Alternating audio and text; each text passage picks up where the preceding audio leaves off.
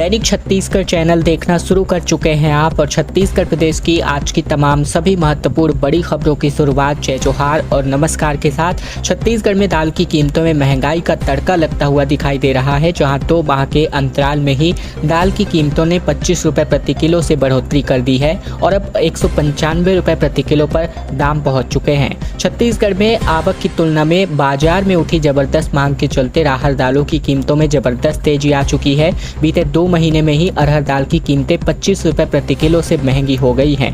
थोक बाजार में 185 रुपये प्रति किलो और चिल्हर में 195 रुपये प्रति किलो पर अब दालों की कीमतें पहुंच गई हैं। कारोबारियों का कहना है कि फसल कमजोर होने के कारण इसकी आवक काफ़ी कम हो गई है और बाजार में मांग काफ़ी बढ़ चुकी है। इसके चलते ही अरहर दाल की कीमतों में तेजी आई हुई है। राहर दाल के साथ ही चना दाल की कीमतों में भी बेतहासा वृद्धि हुई है और चना दाल चिल्हर में 95 रुपये प्रति किलो पर जा पहुंची है। कारोबारियों के अनुसार आवक सुधरने पर इसकी कीमतें एक बार फिर नीचे आएंगी। दालों के साथ ही इन दिनों मसालों की कीमतों में भी तेजी बनी हुई है। विशेषकर हल्दी 350 रुपये प्रति किलो पर जा पहुंची है। छत्तीसगढ़ में महतारी सदन का ड्राइंग डिजाइन बनकर तैयार हो चुका है। महिलाओं को गांव में रोजगार के लिए सरकार जगह देगी। हर ब्लॉक में 10 महतारी सदन बनाने को लेकर योजना है और पहले साल 1460 महतारी सदन बनाने की योजना को लेकर छत्तीसगढ़ सरकार आगे की दिशा में काम कर रही है। महिलाओं को रोजगार दिलाने, उनको कामकाज के लिए स्थान उपलब्ध कराने प्रदेश सरकार गाँवों में महतारी सदन बनाने जा रही है। प्रथम चरण में प्रदेश के 146 ब्लॉकों में 10 महतारी सदन बनाए जाएंगे, यानी 1460 महतारी सदन बनाने पर सरकार काम कर रही है। 5 साल में सरकार सभी ग्राम पंचायतों में सामुदायिक भवन बनाएगी। विभाग ने महतारी सदन का ड्राइंग डिजाइन भी बनाकर तैयार कर लिया है। सबसे पहले इस ड्राइंग डिजाइन को सामने लेकर बात करें तो बजट में महतारी सदन बनाने की घोषणा की गई थी और इसके लिए 50 करोड़ रुपए का बजट भी आवंटित किया गया है। पंचायत एवं ग्रामीण विकास मंत्री विजय शर्मा का मानना है कि प्रदेश की हर ग्राम पंचायत में इसे बनाया जाना चाहिए। उनके निर्देश पर गाँवों में जगह तलाशी जा रही है। प्रत्येक सदन लगभग 120 वर्ग मीटर का होगा और इसके लिए सभी जिला पंचायतों के अध्यक्ष सदस्यों से भवन के संबंध में प्रस्ताव मंगाए जा रहे हैं। राज्य सरकार चाहती है कि महिलाओं को गांव में काम करने के लिए जगह दी जाए, चूंकि महिलाओं के लिए समूह में या फिर व्यक्तिगत तौर पर काम करने की कोई जगह नहीं होती है। इसी को ध्यान में रख करके अब महतारी सदन बनाया जा रहा है। महतारी सदन बनाने के लिए प्रदेश की बड़ी पंचायतों को प्राथमिकता दिया जाएगा और इसके बाद छोटी पंचायतों का नंबर लगेगा। बताया जा रहा है कि 3000 से अधिक आबादी वाली ग्राम पंचायतों या गांव के अंदर जमीन देने वाली पंचायतों को प्राथमिकता देने पर विचार किया जा रहा है। प्रदेश में तकरीबन 11,000 ग्राम पंचायतें हैं और इनमें से 3000 से अधिक जनसंख्या वाली लगभग 696 पंचायतें हैं। 40,000 विद्यार्थियों का भविष्य अधर में लटका हुआ है। माध्यमिक शिक्षा मंडल ने अब तक पूरक परीक्षा का नोटिफिकेशन नहीं जारी किया है। बोर्ड परीक्षा का रिजल्ट जारी होने के बाद अब तक पूरक परीक्षा के लिए माध्यमिक शिक्षा मंडल ने नोटिफिकेशन जारी नहीं किया है और इसके चलते तकरीबन 40,000 विद्यार्थियों का भविष्य अधर में लटका हुआ है। पूरक आए विद्यार्थियों को साल खराब होने का डर सता रहा है। बता दें कि कक्षा 10वीं के बोर्ड परीक्षा में 19,012 विद्यार्थी पूरक आए थे और वहीं कक्षा 12वीं में 22,232 विद्यार्थी पूरक आए हुए थे। 9 मई को दोनों बोर्ड परीक्षा का परिणाम जारी किया गया था। इसी के साथ ही शिक्षा मंत्री ने बोर्ड कक्षाओं को 2 बार बोर्ड परीक्षा लेने का ऐलान किया था। विभिन्न प्रवेश परीक्षाओं के डेट का ऐलान हो गया है। कॉलेज और यूनिवर्सिटी में भी प्रवेश का दौर जारी है। वहीं माध्यमिक शिक्षा मंडल ने अब तक पूरा परीक्षा की तिथि की घोषणा नहीं की है। इसके चलते पूरक आए विद्यार्थियों का भविष्य अब अधर में लटकता हुआ नजर आ रहा है। कोरबा में यात्रियों से भरी ऑटो और बस में टक्कर हो गई, जहां 5 महीने की मासूम समेत कुल 6 लोग जख्मी हो गए और ये सभी मंदिर दर्शन करने के लिए जा रहे थे। कोरबा जिले के कोतवाली थाना क्षेत्र में मंगलवार को यात्रियों से भरी बस और ऑटो के बीच आमने सामने टक्कर हो गई और इस हादसे में ऑटो में सवार 6 लोग घायल हो गए, जिनमें से एक 5 महीने की मासूम भी शामिल है। इन सभी को जिला अस्पताल में भर्ती कराया गया है। जानकारी के मुताबिक सीतामढ़ी वैष्णो देवी मंदिर के पास रहने वाले 2 परिवार के लोग एक ही ऑटो में सवार होकर रमल मंदिर स्थित जा रहे थे और इसी दौरान गौ माता चौक के आसपास ये हादसा हुआ, जिसमें यात्रियों के बीच चीख पुकार की स्थिति निर्मित हो गई। ऑटो चालक कबीर दास के मुताबिक उसकी ऑटो में उसकी पत्नी सुशीलाबाई महंत, बेटी के अलावा वैष्णो दरबार मंदिर में रहने वाली महाराज की पत्नी गीता तिवारी, एक महिला और 5 माह की मासूम बच्ची भी शामिल थी और सभी लोग सीतामढ़ी से कुदुर मॉल स्थित मंदिर में पूजा अर्चना करने के लिए जा रहे थे। छत्तीसगढ़ में अब आज के बाद से गर्मी से राहत मिलनी शुरू हो जाएगी। 31 मई से मौसम में बदलाव होगा, जबकि अभी रातें और गर्म होंगी। रायगढ़ में पारा 46.7 डिग्री सेल्सियस क्रॉस कर चुका है। नौतपा के 5वें दिन छत्तीसगढ़ में आसमान से आग बरसी। वहीं रायपुर में बीती शाम 7 बजे गर्म हवाओं के थपेड़े चले। हालांकि आसमान में कुछ जगहों पर बादल छाए रहे। यहाँ पारा 45 डिग्री के पार पहुंच गया है। वहीं सबसे अधिकतम तापमान की बात करें छत्तीसगढ़ में तो रायगढ़ में 46.7 डिग्री सेल्सियस के साथ प्रदेश में सबसे गर्म स्थान रायगढ़ रहा। इसके बाद बलरामपुर में 45.6 डिग्री सेल्सियस रिकॉर्ड हुआ। मौसम विज्ञान विभाग के मुताबिक आने वाले 2 दिनों तक तापमान में कोई विशेष परिवर्तन नहीं होगा और इसके बाद राहत मिलने की संभावना है। दूसरी ओर बिलासपुर में जहां गर्मी से फ्रिज का कंप्रेसर ब्लास्ट हो गया, इस ब्लास्ट की वजह से घर में आग भी लग गई और गौरेला पिंडरा मरवाही जिले में दोपहर बाद तेज हवाओं के साथ बारिश हो गई। पेड़ गिरने के साथ ही बिजली के तार टूट गए और कई गांवों में इसके लिए बत्ती भी गुल हो गई। रायपुर की फोम फैक्ट्री में एक भीषण आग लग गई, जिसमें 2 महिला कर्मचारियों की मौत की खबर है। 2 ने भाग करके अपनी जान बचाई। फायर ब्रिगेड की टीम ने हालांकि इस आग पर अभी काबू पा लिया है। रायपुर के खमतराई स्थित गोंदवारा में एक गड्ढे बनाने वाली फोम स्लीव प्रो कंपनी में भीषण आग लग गई और हादसे में 2 महिला कर्मचारियों की मृत्यु हो गई। शाम 4 बजे तक लगी आग जब कंपनी में तकरीबन 7 कर्मचारी इसमें काम कर रहे थे। 5 पुरुष कर्मचारियों ने भागकर अपनी जान बचाई, लेकिन 2 महिला कर्मचारी इस आग की चपेट में आ गए। सूचना पर पहुंची पुलिस और फायर ब्रिगेड की टीम ने दोनों कर्मचारियों को बाहर निकाला और अस्पताल में भर्ती कराया, जहां इलाज के दौरान इनकी मौत हो गई। आग इतनी भीषण थी कि दूर तक धुएं का जो गुबार है वो दिखाई दे रहा था। फिलहाल फायर ब्रिगेड की टीम 5 से 6 गाड़ियों ने आग पर काबू पा लिया है। वहीं हादसे में जान गंवाने वाली दोनों महिलाएं सरोरा की रहने वाली थी। इनमें से एक नाम यमुना और दूसरी का नाम रामेश्वरी बताया जा रहा है। सारंगढ़ पुलिस ने 12 लाख रुपए के 61 मोबाइल रिकवर किए। एसपी पुष्कर शर्मा ने मालिकों को अपने फ़ोन वापस लौटाए और इसके फ़ोन वापस पाकर के फ़ोन मालिक हैं उनके चेहरे खिल उठे। छत्तीसगढ़ के सारंगढ़ जिले से खबर है, जहां पुलिस ने साइबर सेल की मदद से गुम हुए मोबाइलों को रिकवर किया है। इस अभियान के अंतर्गत कई थानों और चौकी क्षेत्रों से गुम हुए 61 मोबाइल फ़ोन बरामद किए गए हैं, जिनमें से फ़ोन मालिकों को वापस लौटा दिया गया है। रिकवर किए गए मोबाइलों की कीमत तकरीबन 12 लाख रुपए बताई जा रही है। मंगलवार को पुलिस अधीक्षक कार्यालय में मोबाइल मालिकों को बुलाकर उनके गुम फोन को एसपी पुष्कर शर्मा ने वापस कर दिया, जिससे उनके चेहरे पर मुस्कान लौट आई। सारंगढ़ बिलाईगढ़ पुलिस के प्रति उन्होंने आभार व्यक्त किया है। बिलासपुर में एक फ्रिज का कंप्रेसर बम की तरह फटा, जहां तापमान 46 डिग्री के पार होने की वजह से यह हादसा हुआ।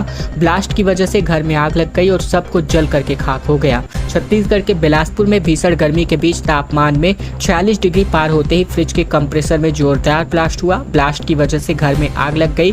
ब्लास्ट से इलाके में हड़कंप मच गया। लोगों ने घरों से भाग करके अपनी जान बचाई और पूरा मामला सिविल लाइन थाना क्षेत्र के कुम्हारपारा अंसारी गली का है।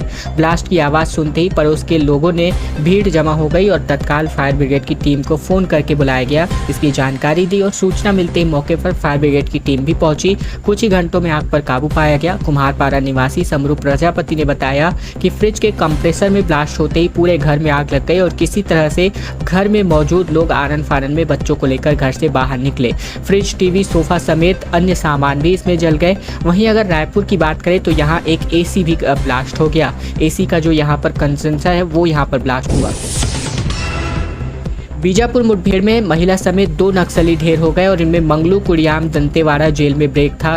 ऐसे में मनीला पर 8 लाख रुपए का इनाम था। छत्तीसगढ़ के बीजापुर जिले में पुलिस और नक्सलियों के बीच मुठभेड़ हुई, जिसमें एक महिला नक्सली समेत 2 नक्सली मारे गए। दोनों के शव और मौके से हथियार बरामद कर लिए गए हैं। मुठभेड़ में ढेर महिला माओवादी मनीला डीवीसीएम कैनर की कमांडर है। वहीं अगर बात करें तो यहाँ इस पर 8 लाख रुपए का इनाम था। दूसरी नक्सली मंगलू कुड़ियाम साल 2007 दंतेवाड़ा जेल ब्रेक की घटना में शामिल था और इस पर तकरीबन 1 लाख रुपए का इनाम था। मौके से एक पिस्टल, एक 12 बार का बंदूक और साथ ही 2 टिफिन बम, जिलेटिन, पिट्ठू और 30,000 रुपए कैश समेत नक्सली सामान बरामद हुए हैं। जानकारी के मुताबिक पुलिस को सूचना मिली थी कि मद्देड़ के बड्डे पारा में भारी संख्या में नक्सली मौजूद है और सूचना के बाद बीजापुर से डीआरजी की टीम मौके पर पहुंची और यहां ये ऑपरेशन अंजाम दिया गया। छत्तीसगढ़ में 300 पदों पर भर्ती के लिए 6 लाख से ज्यादा आवेदन आए हुए हैं। छात्रावास अधीक्षक और लैब टेक्नीशियन की अगस्त माह में परीक्षाएं आयोजित होंगी। जल्द से परीक्षाओं का शेड्यूल जारी करने को लेकर तमाम बातें आ रही हैं। छत्तीसगढ़ में छात्रावास अधीक्षक और लैब टेक्नीशियन भर्ती परीक्षा के लिए अगस्त माह में परीक्षा होगी और इसके अलावा व्यापमं से अन्य भर्ती परीक्षाएं भी आचार संहिता के बाद से ही शुरू हो जाएंगी। इसको लेकर तैयारियां तेज कर दी गई है। जल्दी भर्ती परीक्षाओं का शेड्यूल भी जारी होगा। इसी के साथ ही 9 मार्च से लेकर 21 जुलाई तक व्यापमं से pre engineering test, pre agriculture test, pre polytechnic test समेत अन्य परीक्षाएं आयोजित होंगी। कुल 300 पदों पर भर्ती होगी और इसके लिए 6 लाख से ज्यादा आवेदन मिल चुके हैं। इस बीच शिक्षक पात्रता परीक्षा और राज्य पात्रता परीक्षा भी आयोजित होनी है और इसके कुछ दिनों बाद व्यापमं से परीक्षा होने की संभावना कम है। जानकारी के मुताबिक विभिन्न भर्तियों के लिए व्यापमं से जो आवेदन मंगाए गए हैं उनकी परीक्षा अगस्त माह में ही शुरू कर दी जाएगी। अगले महीने कुछ अन्य भर्ती परीक्षा के लिए आवेदन मंगाए जा सकते हैं और इसको लेकर तैयारी की जा रही है। अगस्त में व्यापमं से जुड़ी जो परीक्षाएं होंगी, बड़ी परीक्षाएं, उनमें आदिम जाति विकास विभाग के अंतर्गत छात्रावास अधीक्षक की परीक्षा शामिल है और इसके अंतर्गत कुल 300 पदों पर भर्ती होगी। इसके लिए 6 लाख से ज्यादा आवेदन मिल चुके हैं। शहर के 2 गेमिंग जोनों पर नगर निगम ने नोटिस जारी कर जवाब तलब किया है। राजकोट हादसे के बाद अब निगम प्रशासन हरकत में आया है। मॉल और कॉम्प्लेक्स में भी फायर सेफ्टी की जांच की गई है। गुजरात के राजकोट में गेम जोन पर अग्नि हादसे की घटना ने पूरे देश को हिला दिया है। वहीं इस घटना के बाद रायपुर नगर निगम भी हरकत में आया है। गेम जोन और मॉल में फायर सेफ्टी को लेकर निगम की टीम अलग अलग गेम जोन और मॉल का निरीक्षण कर रही है। शहर के 2 गेम जोन पूनो और रिबाउंस गेमिंग जोन में फायर सेफ्टी को लेकर रायपुर नगर निगम ने नोटिस जारी किया है और इसके अलावा मैग्नेटो और अंबुजा मॉल प्रबंधन को भी नोटिस जारी कर फायर सेफ्टी समेत उपकरणों की उचित व्यवस्था करने को कहा गया है।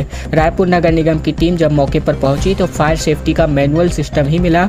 दोनों ही गेम जोन में पानी का छिड़काव करने वाली स्प्रिंकलर भी नहीं पाए गए। वहीं इमरजेंसी एग्जिट भी इसमें नहीं था। गेमिंग जोन में आने वाले का एक ही और जाने वालों का एक ही रास्ता था। राजकोट में भी मैनुअल सिस्टम होने के कारण आग बुझाने का मौका ही नहीं मिल पाया था। अबूझमाड़ के ग्रामीणों ने कहा कि ट्रेनिंग सेंटर बताकर पुलिस ने स्कूल को ढहा दिया। फोर्स के दावे को इन्होंने गलत बताया और कहा कि 250 बच्चों को यहां अक्सर ज्ञान दिया करते थे। दरअसल बस्तर के अबूझमाड़ इलाके में 23 मई की मुठभेड़ को लेकर ग्रामीणों ने पुलिस के दावे को गलत बताया है। पुलिस का दावा था कि माओवादियों का ट्रेनिंग सेंटर भी ध्वस्त किया गया। वहीं ग्रामीणों का इस पर कहना है कि जिसे ध्वस्त किया गया वहाँ हमारी भूमकाल स्कूल थी। यहाँ तकरीबन 250 बच्चों को अक्षर ज्ञान दिया जाता था। ग्रामीणों का कहना है कि रेखावाया की पहाड़ी के आसपास के तकरीबन 10 से 12 गांवों के लोगों ने मिलकर झोपड़ी का स्कूल बनाया था जिसका नाम भूमकाल स्कूल रखा गया था और इस स्कूल में तकरीबन 200 से 250 बच्चे पढ़ाई करते थे। उनके लिए कपड़े से लेकर कॉपी किताब और चप्पलों का बंदोबस्त गांव के लोग किया करते थे और इसके लिए हर गांव के हर घर से पैसे इकट्ठे किए जाते थे। गाँव वाले जब पैसे जमा कर सालाना 15 लाख रुपए इस स्कूल के लिए खर्च करते थे। इसी से बच्चों को स्कूल में अक्षर ज्ञान दिया जाता था। ये तमाम बातें इन्होंने आदिवासियों ने मीडिया को दी गई अपनी जानकारी में बताया। मुंगेली में कोटपा एक्ट का उल्लंघन करते हुए 24 दुकानों पर कार्यवाही की गई। राष्ट्रीय तंबाकू नियंत्रण कार्यक्रम के अंतर्गत कलेक्टर के निर्देश पर एक्शन हुआ है। मुंगेली जिले में राष्ट्रीय तंबाकू नियंत्रण कार्यक्रम के अंतर्गत कोटपा एक्ट का उल्लंघन करने वाले 24 दुकानों के खिलाफ कानूनी कार्यवाही की गई। नाबालिगों और शैक्षिक संस्थानों के आसपास सिगरेट, तंबाकू के उत्पादों पर प्रतिबंध लगा हुआ है, बावजूद इसकी बिक्री की जा रही है। दरअसल मुख्य चिकित्सा एवं स्वास्थ्य अधिकारी डॉक्टर देवेंद्र पैकरा, खाद्य औषधि प्रशासन और पुलिस विभाग की संयुक्त टीम ने ग्राम रोहरा खुर्द और गीधा में दबिश दी, जहां कोटपा एक्ट का उल्लंघन करने वाले तकरीबन 24 दुकानों पर कार्यवाही की गई, जिनमें से 6 दुकानों पर चेतावनी देकर छोड़ा गया और बाकी 18 दुकानों में 1200 रुपए की चालानी कार्यवाही की गई। छत्तीसगढ़ में प्रधानमंत्री मोदी पर आपत्तिजनक टिप्पणी को लेकर के सर्व गुजराती समाज में आक्रोश देखने को मिल रहा है, जिसकी वजह से बीजेपी नेताओं ने डॉक्टर के खिलाफ कार्यवाही की मांग कर दी है। प्रधानमंत्री नरेंद्र मोदी के खिलाफ एक डॉक्टर व्हाट्सएप पर आपत्तिजनक टिप्पणी लिखकर वायरल कर रहा था, जिस पर सर्व गुजराती समाज, छत्तीसगढ़ के प्रदेश अध्यक्ष और भाजपा नेता प्रीतेश गांधी ने समेत कई नेताओं ने धमतरी में अनुविभागीय दंडाधिकारी को राज्यपाल के नाम आवेदन देकर कार्यवाही की मांग की। नारायणपुर में पदस्थ डॉक्टर ब्रजनंदन बनपुरी पुरिया व्हाट्सएप पर तुलनात्मक समीक्षा करते हुए प्रधानमंत्री की प्रतिष्ठा और मान सम्मान को ठेस पहुंचाने वाला मैसेज शेयर कर रहे थे, जिस पर नारायणपुर पुलिस के वरिष्ठ भाजपा नेताओं ने मंगलवार को ही थाने में रिपोर्ट दर्ज करके आवेदन दिया हुआ था। और अब धमतरी जिले में भी उस मैसेज पर गुजराती समाज और बीजेपी नेता आक्रोशित है, जिस पर प्रीतेश गांधी ने कहा कि सार्वजनिक जीवन की मर्यादा की परिधि में रहते हुए अपनी बात कहने का सबको अधिकार है।